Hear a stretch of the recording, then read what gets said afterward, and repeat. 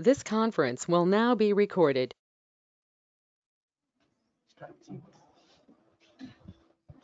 Am I audible? Yes, ma'am. Yeah.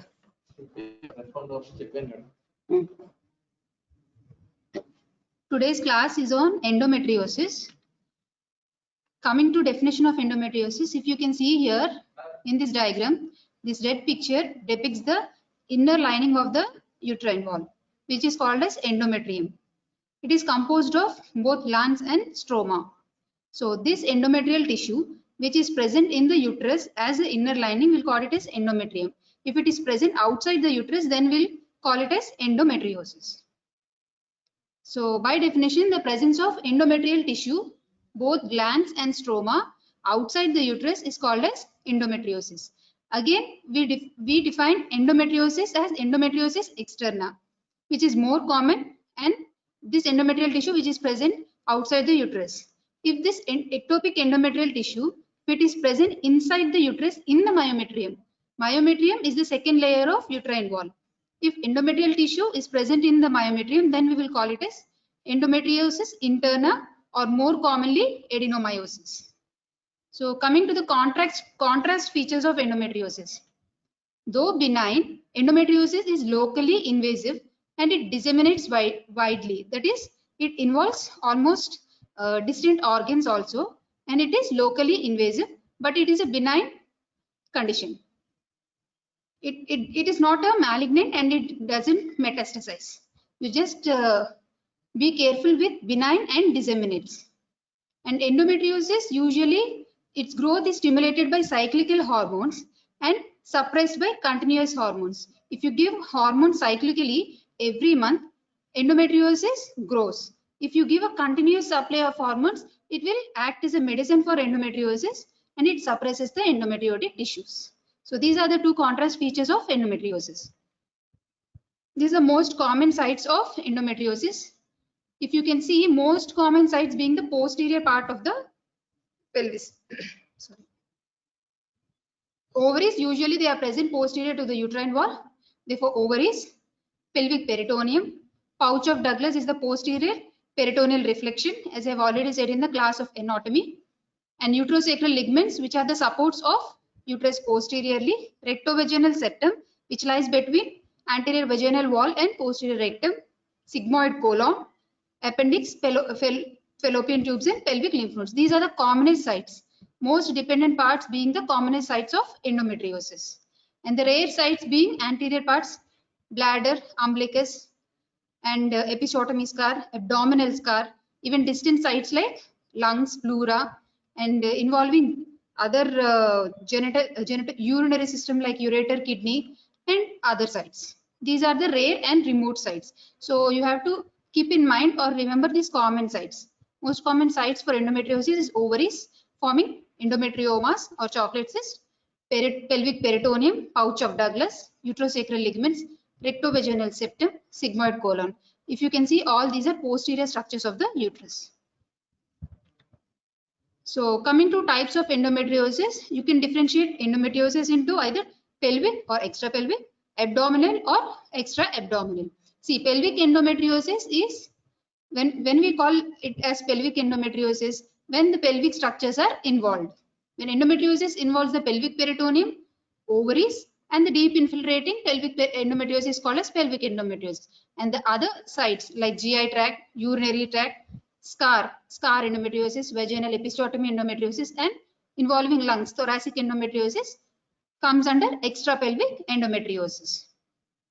So these are the various risk factors, protective factors for endometriosis. Mostly you have to remember the high exposure of estrogen, that is early age of menarche, hypomenorrhea, nulliparity, infertility, and genetic history like endometriosis in first degree relative or in the twin sister, and any previous history of treatment for endometriosis, because it is having a high chance of recurrence. These are the risk factors for endometriosis, and even you have to ask for any obstructive lesions, Mullerian anomalies. So these are the various theories given for etiology of endometriosis. Various theories, because nothing is proven. So we'll only give it as hypothesis. The first theory and most accepted theory is Sampson's theory of menstrual regurgitation and implantation. The ectopic endometrial sites, usually they are formed due to regurgitation of the menstrual fluid during periodic cycles. See, any due to Mullerian abnormalities, any obstruction to the menstrual flow will cause retrograde. Here you can see any obstruction to the outflow of the menstrual fluid will cause retrograde flow of the menstrual fluid or regurgitation of the menstrual fluid getting implanted in the peritoneal sites. So this is the most accepted theory, which we call it as Sampson's theory. And this endometrial tissue, you can see here in this picture, it is getting trickled through the fimbrial end of the fallopian tubes by regurgitation, and it is getting implanted in the peritoneum. So this implanted endometriotic tissues will grow, and we'll call it as, and we will develop into endometriosis. Therefore, young girls with obstructive anomalies of genital tract usually develop endometriosis in future. So you have to ask history of any obstructive lesions which are corrected in the past. So that history you have to ask them. The second theory is coelomic metaplasia theory or Meyer or Ivanov's theory. So what they said is this coelomic membrane will get metaplastic into endometriotic tissue. Why? Because of this constant irritation to the peritoneal mesothelial cells due to retrograde menstrual endometriotic tissue will cause coelomic metaplasia. So this theory is coelomic metaplasia theory, and this explains endometriosis in ectopic sites. Ectopic means other than close by sites. This lymphatic and vascular metastasis, the endometriotic cells, it is also called as Halban's theory. In this theory, it is said that endometriotic cells are transported through lymphatic and vascular supply, and they'll get implanted into distant sites like lymph nodes and kidneys, umbilicus, and various distant sites like pleural, thoracic endometriosis even goes with this theory. Genital factors we've already mentioned, 7 times more risk in first degree relative like mother and sisters. The major is the immunological factor. See, even many women have this retrograde menstruation or regurgitation of the menstrual fluid. Usually it will get cleared off by the natural immune mechanisms of the women. But here in endometriosis, there is altered immune mechanism, which causes decreased natural killer cells activity, decreased macrophage activity, and decreased cell-mediated immunotoxicity. So this altered immune system will increase the chances of endometriosis of regurgitated endometrial tissues. See, this is the pathophysiology. Increased peritoneal, due to this endometriotic implants in the peritoneum will increase the inflammation at that site, which increases the peritoneal fluid volume with WBCs, macrophages, and cytokines, growth hormones, and angiogenic substances. These macrophages, instead of engulfing this menstrual fluid or clearing this menstrual fluid, they will decrease the sperm motility, sperm phagocytosis, and interferes with fertilization, finally causing infertility. This pelvic endometriosis, after escaping through this macrophages, they get implanted with the help of pro-inflammatory cytokines like tumor necrosis factor alpha. Tumor necrosis factor alpha is a pro-inflammatory mediator which will help in implantation and adhesions of this ectopic endometrium, and whose growth is mediated through growth factors which are also released due to inflammation. And finally, matrix metalloproteins and tissue inhibitors will enhance the growth of the endometrium. You can see here macrophages, they are defective in clearing this ectopic endometrial tissues, whose adherence and implantation is increased due to inflammatory cytokines TNF alpha, and growth is stimulated by growth factors, and growth of the endometrium is progressed due to tissue inhibitors and matrix metalloproteinases.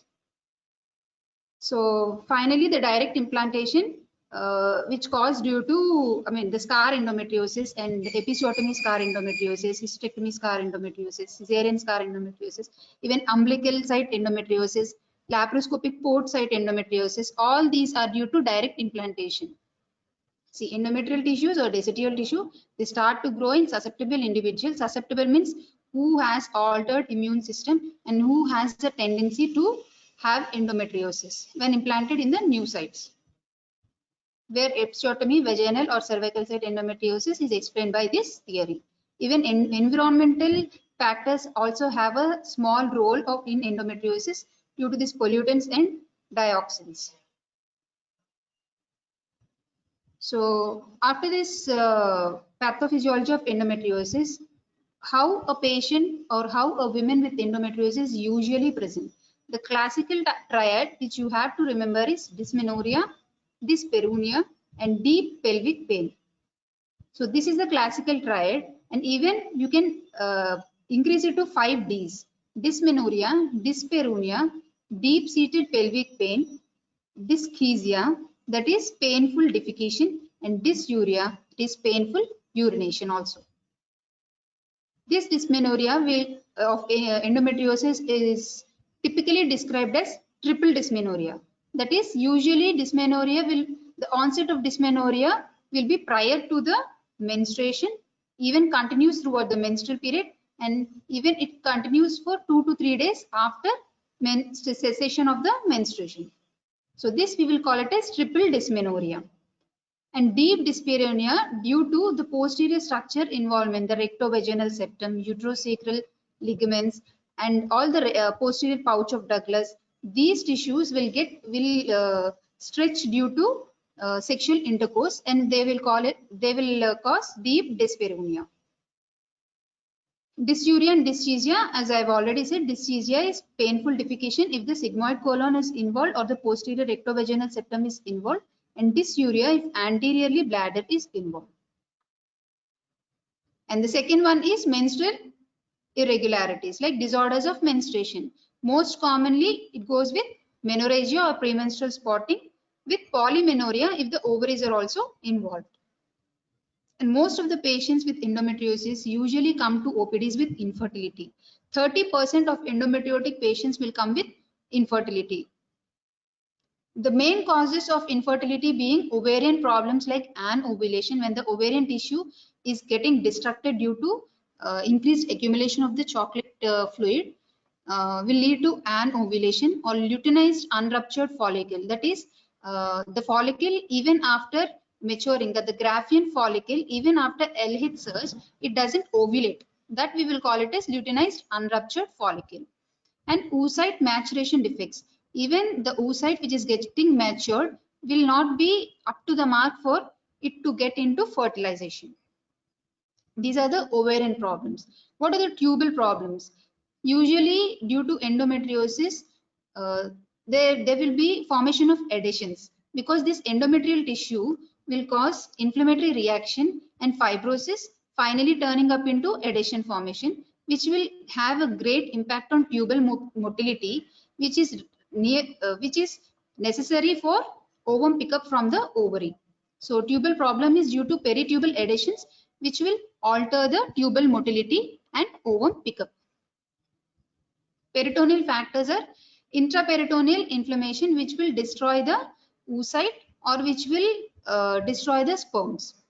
Sperm problems like phagocytosis, as we have already mentioned, the macrophages which actually act on sperms, decreasing their motility or even engulfing the sperms as well, and inactivation of the sperms by antibodies. Finally, the endometrial factors like implantation defects and luteal phase defects. Luteal phase defects is the endometrium usually will have a proliferative phase in first 14 days. In a 28 days regular cycle, the first 14 days prior to ovulation, we will call it as pre-ovulatory or proliferative phase. Pre-ovulatory according to ovarian cycle, and according to endometrium, it is called as proliferative stage. And after ovulation, due to progesterone effect, the endometrium will change into secretory phase. So this lag, there will be a lag from proliferative to secretory phase, which we call it as luteal phase defect. If there is a luteal phase defect, there will be implantation defects as well. So these are the main causes for the infertility in a patient with endometriosis. Ovarian problems like anovulation, LUF, and oocyte maturation defects, peritubal adhesions causing difficulty in tubal motility and ovum pickup, peritoneal factors like inflammation, sperm problems like obstruct phagocytosis and inactivation, even decreasing the sperm motility, and finally the endometrial factors, LPD and implantation defects. Due to these pelvic adhesions, it will actually hamper or it will actually distort the anatomy of uterine tubes and ovaries, which will be very difficult for a fertilization to happen.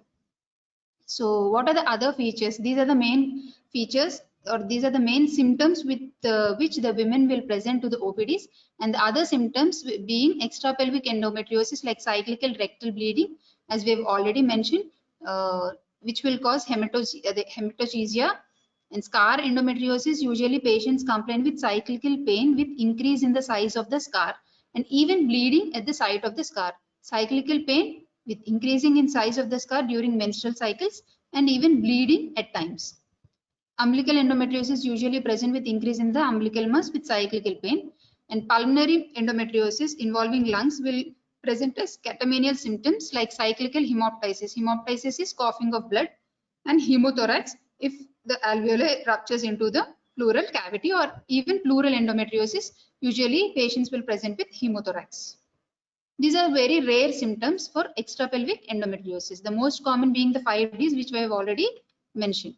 These are main common symptoms: menstrual cramps, scientifically dysmenorrhea, deep pelvic pain, dyspareunia, that is painful intercourse, disorders of menstruation, most common menorrhagia or heavy menstrual bleeding, and infertility. 30% of patients will come with infertility, and painful urination, dysuria.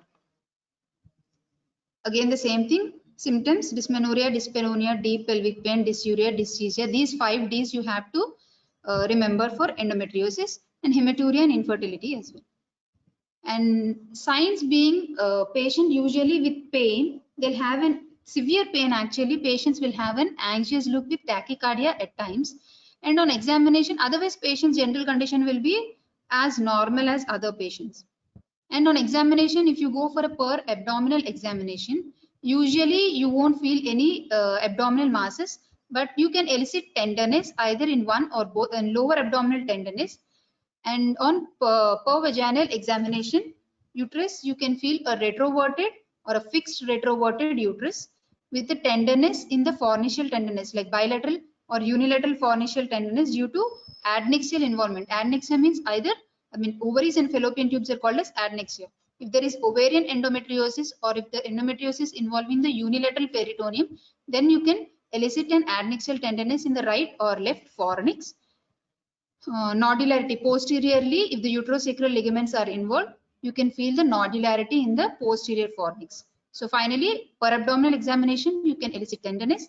Per vaginal examination, uterus, you can feel a retroverted fixed uterus with nodularity in the posterior fornix, that is thickened uterosacral ligaments, and adnexial tenderness if there is a huge chocolate cyst or an endometrioma. Endometrioma is ovarian endometriosis.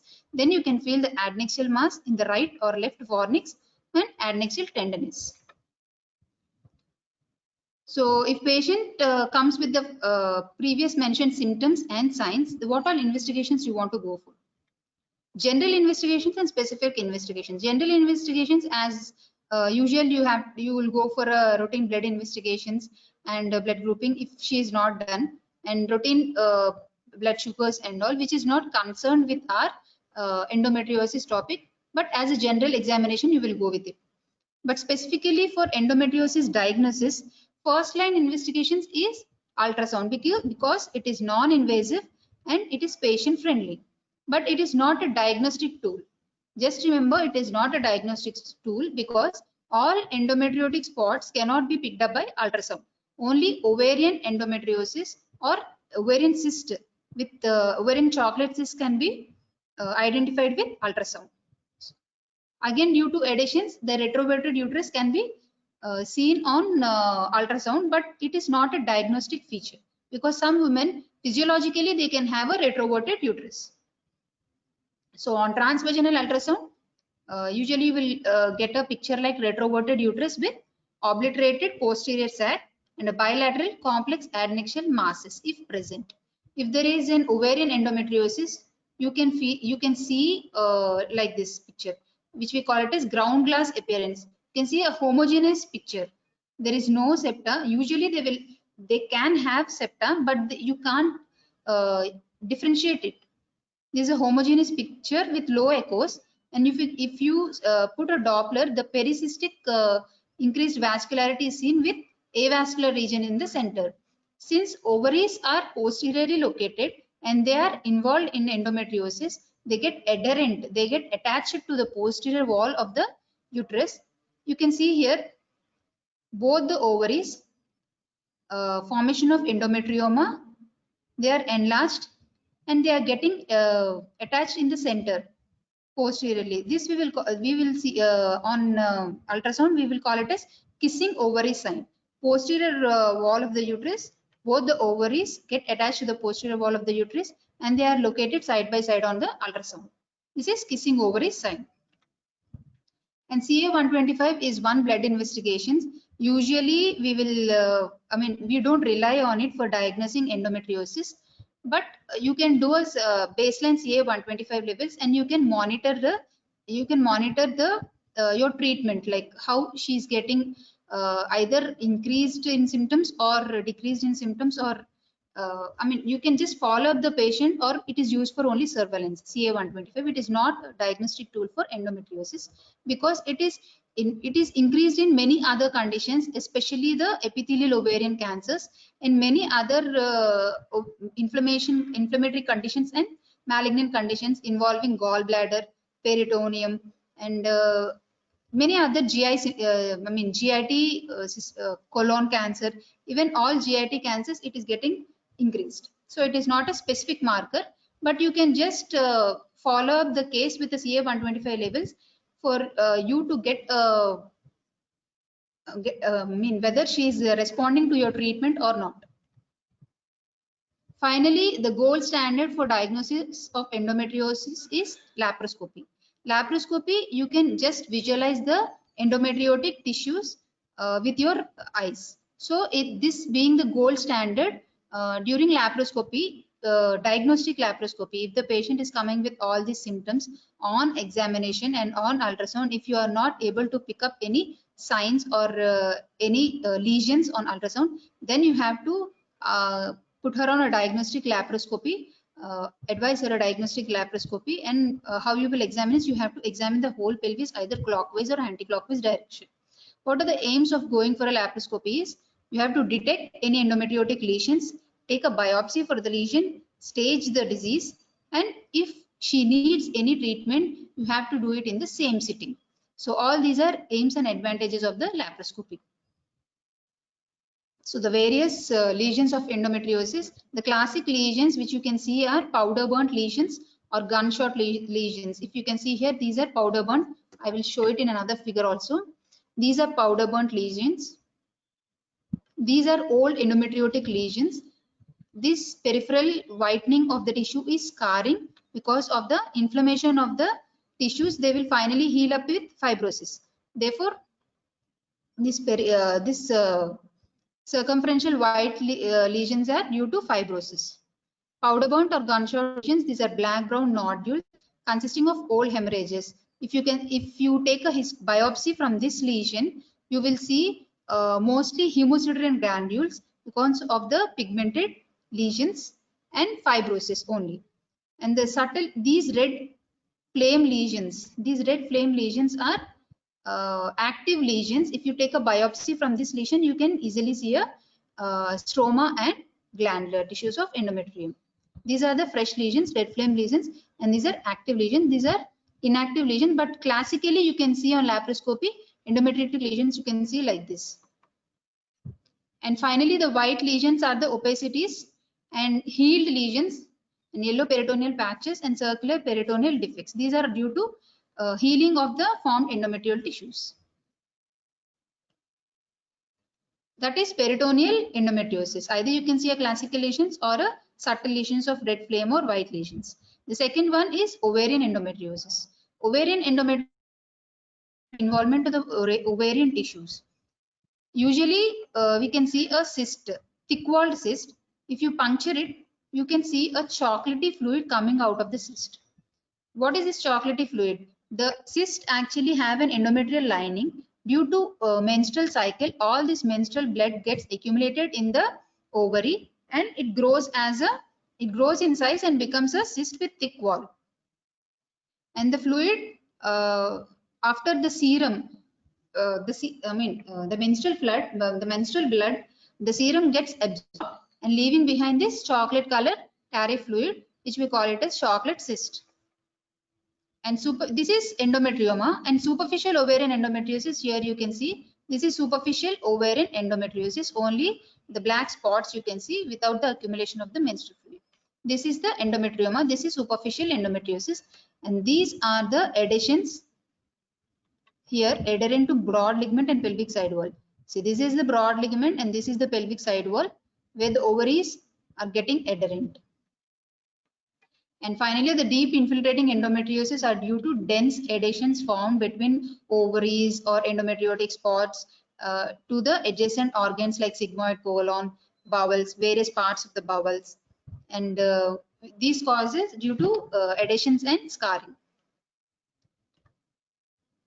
And finally, the extrapelvic endometriosis. When GI tract is getting involved, various parts of GI tract can get involved. Most commonly being, again, I've already said the posterior structures, the sigmoid and rectum are most common sites for the endometriosis. And usually patient will complain of dysgeusia, that is painful defecation, or any cyclical rectal bleeding. And the superficial implants, usually it will involve the serosa, that is outside layer of the bowel. And slowly, mostly it will involve serosa and submucosa and rarely the mucosal structures. When there is a transmural, that is when all the layers of the bowel are involved, usually you will get a scarred constriction of the bowel, which will lead to intestinal obstruction. That is the rare symptom. And if urinary tract can be involved, if the ureters are involved, it goes with a scarring and obstruction above the above the involved structures. And finally, going with the hydronephrosis.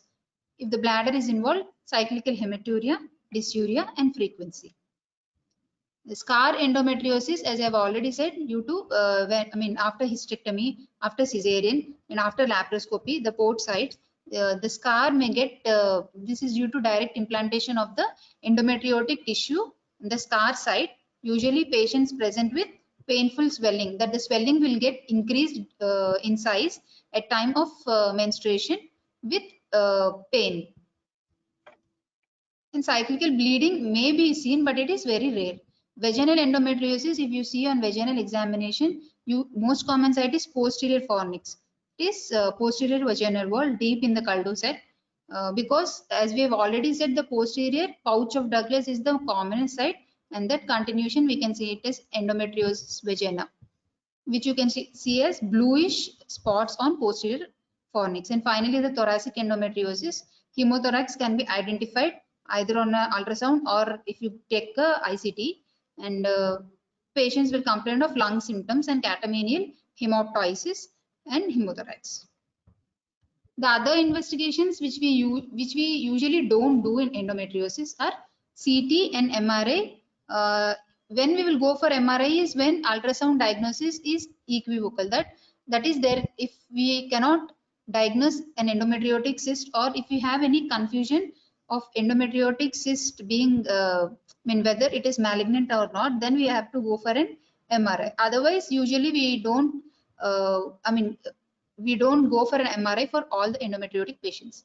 In color Doppler, as I've already said, increased vascular pericystic vascularity with no vascularity inside the cyst.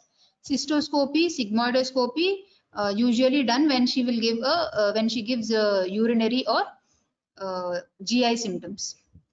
And the other two, antibodies and inflammatory mediators, usually not done. And when you take a biopsy from the lesions on microscopy, typical endometrial implants with glands and stroma are visualized. So how you classify the endometriosis? American Society of Reproductive Medicine gives this following classification. It is very difficult, but just remember the stages. There are 4 stages. Stage 1, it is minimal with score 1 to 5.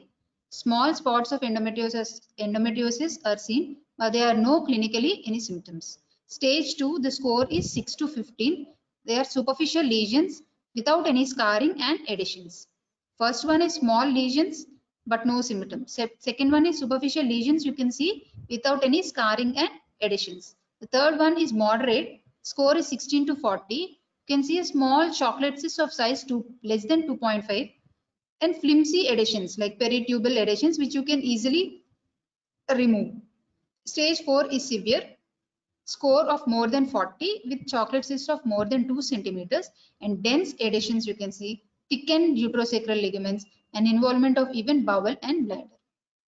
So this is a easy way of classifying endometriosis, and American Society for Reproductive Medicine has classified this into 4 stages, and you should just remember the score also depending on the peritoneal ovarian endometriosis, the size of the lesion and obliteration of pouch of Douglas, and even adhesions are taken into consideration. But this classification is also having a disadvantage where extrapelvic endometriosis is not classified according to this endometriotic classification, like pelvic, ureter, urinary bladder and bowel are not taken into consideration in this classification.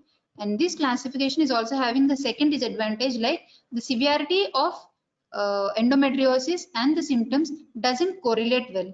See, if the patient may come with stage 1 disease according to ASRM classification, but she might have severe symptoms. Even a patient with stage 4 may be asymptomatic. So there is no correlation between the stage of the disease with the severity of the endometriosis. These are the 2 disadvantages of this classification.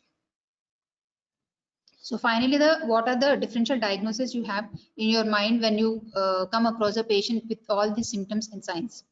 A chronic pelvic inflammatory disease. Even a chronic pelvic inflammatory disease will present with this type of picture. For this condition, you have to go with a antibiotic therapy. Post-operative adhesions. Even post-operative adhesions, patient will come up with continuous pain, but you can only give her a surgical management, but medical management usually it will she won't be. Usually there will be fail in the medical management. And old ectopic gestation, if it is not subsiding, you have to go for a surgical exploration. Irritable bowel syndrome, diverticulitis, ulcerative colitis, even Crohn's disease, you have to go for a symptomatic management. First, you have to differentiate endometriosis from all these conditions because their managements are different. So finally, how you will manage an endometriotic case? The management depends on age of the patient and what she wants. Whether she wants her fertility to be retained, whether she wants a treatment for infertility, whether she is a Paris woman, and severity of her symptoms. The patient is asymptomatic with minimal endometriosis. The patient is asymptomatic and endometriosis is only diagnosed like incidental diagnosis. Then you can go for an expectant management. Observe the patient periodically with ultrasonography whether the cyst is getting increased or not. If the patient is having any other new symptoms, then investigate further. Otherwise, you can go for an observation treatment. The patient is having symptoms, then you have to go for an active management, either medical management or a surgical management. Again, surgical management, you can go for a conservative surgeries or a definitive surgery. These are the various medical management. So medical management, when you give a patient medical management is young patients and patients who doesn't want to go for a surgical management, you can try it with a medical management. And minimal and mild endometriosis, you go for a medical management. What are the various medical management we had?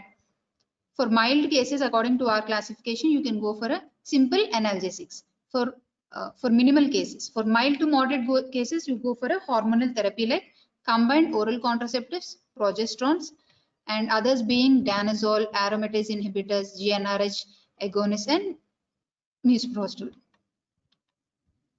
So how you will give combined oral contraceptives? Combined oral contraceptives, usually they have both estrogens and progesterones. You can give it as a continuous or cyclical therapy. But continuous therapy, the patient will have more relief of the symptoms, and even the lesions will reduce when you give a continuous treatment. As in the first slide we have already mentioned, this endometriotic implants, usually they will have a contrast features, like they will their growth is stimulated when we give cyclical therapy. Their growth is hampered when you give a continuous hormonal therapy. Therefore, continuous hormonal therapy is indicated in endometriosis. The seasonal OC pills, we'll call it seasonal. The name of the OCP is seasonal. You can give it as continuously for 84 days, followed by 6 days of tablet free, where the patient will get her cycle, and this reduces the menstrual periods to only 4 cycles a year. So she will have only 4 cycles a year, and you can reduce her pain, like symptoms of pain, and reduce the lesion size as well. Before prescribing contraceptive or combined oral contraceptives, you have to ask for a past history of any thrombosis, migraine, and severe hypertension, because these patients are, in these patients, combined oral contraceptives are contraindicated. If COCs are contraindicated, then you will go for a oral progesterones. These oral progesterones, when you give continuously, they will cause decidualization of endometrium, and finally the atrophy of the endometrium. So the dose of progesterones being medroxyprogesterone acetate 10 mg thrice daily, dydrogesterone 10 to 20 mg daily, norethistron 10 to 30 mg daily. If patient is non-compliant for daily regime, then you can advise her an intramuscular 150 milligrams of DMPA, depot medroxyprogesterone, for 3 months interval. Still, if she is not able to take the injection because it is painful, then you can advise her a levonorgestrel releasing intrauterine contraceptive device. So the tenure for intrauterine contraceptive device is 5 to 10 years, so that there is no need for compliance of taking treatment daily, and and you can also avoid the painful injections. Danazol is a synthetic testosterone component which will have an anti-estrogen and anti-progesterone action. Doses of danazol is 200 milligrams thrice daily you have to give, but it is having a side effects like testosterone induced hirsutism, virilization, and even breast atrophy. So usually we won't prescribe this to young women. Aromatase inhibitors like letrozole 2.5 and anastrozole 1 to 2 milligrams can be given. They help in reduction in conversion of androgen to estrogen, and they have a side effect of osteoporosis. Therefore, they should, we should give vitamin D and calcium along with aromatase inhibitors. So finally, the gonadotropin releasing hormone agonist, which is given as monthly or 3 monthly depot IM or subcutaneously you can give, but you shouldn't continue the treatment for more than 6 months, because there is loss of trabecular bone when you give continuously for even after 6 months of GnRH therapy. RU486 is again a progesterone, anti-progesterone, which is given as 50 mg for 3 months. So these are all medical management which you have to try for a patient with mild to moderate symptoms. If there is a failure to medical management, because of ectopic endometrium, usually it doesn't respond to the hormones like the endometrial lining of the uterus. Therefore, ectopic endometrium will have a resistance to these hormones. Not all patients, in some patients, and even if you give a contraceptive or if you give a continuous progesterones, patient will have a failure of conception. Therefore, young patients, newly married couple, you just advise them to plan the pregnancy as early as possible. If there is a failure in medical management, then you have to go for a surgical management, which can be either a conservative surgery or a definitive surgery. If the endometriotic implants, if the endometriotic chocolate cysts are less than 3 centimeters, you can just go for a cauterization of the endometriotic implants. So failed medical therapy, the patient is coming with infertility, failure to conceive with the endometriotic cyst of more than 3 centimeters and recurrence even after prior therapy and complete chocolate cyst of ovary, you have to go for a surgery. Either laparoscopic laparoscopic adhesiolysis, that is breaking of the adhesions. And if the patient is complaining of severe pain, laser uterosacral nerve ablation can be done. Even presacral neurectomy can be done for this patient. But after these procedures, patients usually have a bladder and bowel dysfunction. So indications for definitive surgery is advanced age, and large lesions with the failed medical therapy and recurred lesions even after minimally invasive surgeries and medical therapies. What is the aim is complete adhesiolysis, drainage of the ovarian endometriomas of less than 3 centimeters. See, less than 3 centimeters, you can't go for a cystectomy because you will damage the ovaries major. And if it is more than 3 centimeters, you can go for a cystectomy. This is the same thing, laparotomy, opening up of the abdomen. You just have a glance on the pelvis, and chocolate cyst should be excised. Or if it is chocolate cyst cannot be excised, just aspirate the chocolate material and ablate the cyst wall. If she finishes her family, just go with a salpingo-oophorectomy or abdominal hysterectomy with bilateral salpingo-oophorectomy if she has additional adenomyosis, which is also a type of endometriosis, which is seen usually with endometriosis. After surgical hysterectomy, put the patient on hormone replacement therapy because she will have a hot flushes or postmenopausal symptoms. So total hysterectomy plus bilateral oophorectomy in women with completed family and severe symptoms. So combined therapy is combining the both medical and surgical methods.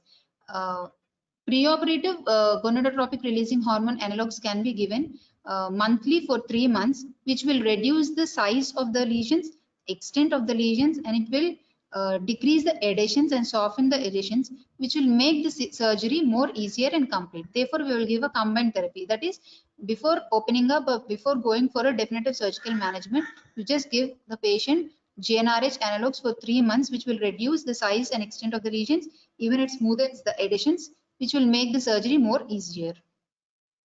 Postoperative hormonal therapy is advised in patients with residual lesions when left, which cannot be tackled even after VAS surgery. So how you will prevent the endometriosis? See, most common and most accepted theory is retrograde menstruation and the endometrial tissue getting implanted in the most dependent parts of the pelvis.